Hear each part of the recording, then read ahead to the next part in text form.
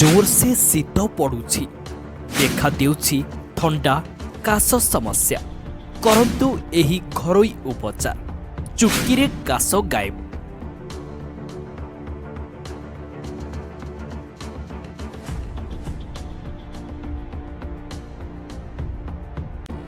शीत दिन रे घरे घरे ठंडा काश पिलांको ठारू वयस्कों पर्यंत समस्तंक नाकरू पानी बाहरिबा सहित खूँ खूँ हेउछंती।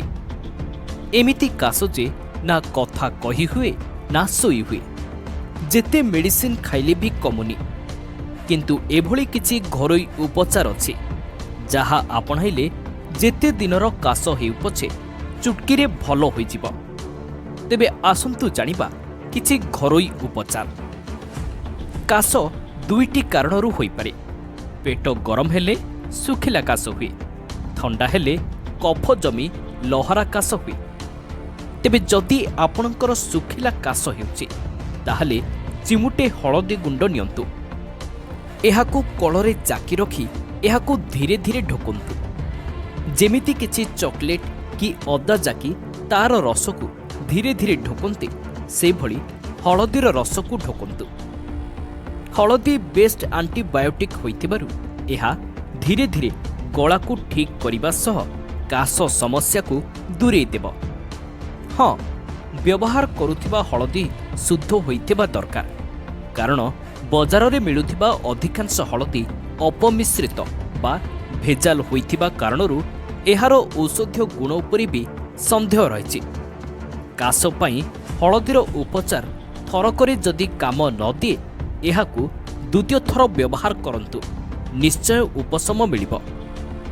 दिनकू 4 ରୁ 5 थर हळदी गुंडकू कଳରେ जाकिले उपशम मिलिब निश्चय।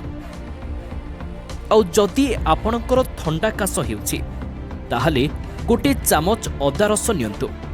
सेथिरे आधा चामच महू मिसाई एहाकू दिनकू 3 ରୁ 4 थर सेवन करंतु।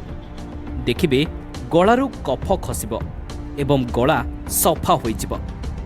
कफ तरली काश बाटे बाहरी जिब एवं दिने 2 दिन रे एही घरोई उपचार घोर काश समस्या को भी दूरे देब।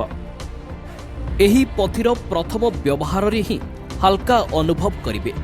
आउ 3 ରୁ 4 थरर व्यवहार काश समस्या को निश्चय दूर करिब। कारण ठंडा काश बहुत जंत्रणा देई थाए।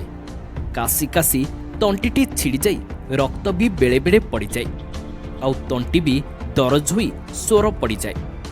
तेबे एही घरोई उपचार आपणांतु एवं काशरू मुक्ति पांतु। Bureau report, Odisha news now.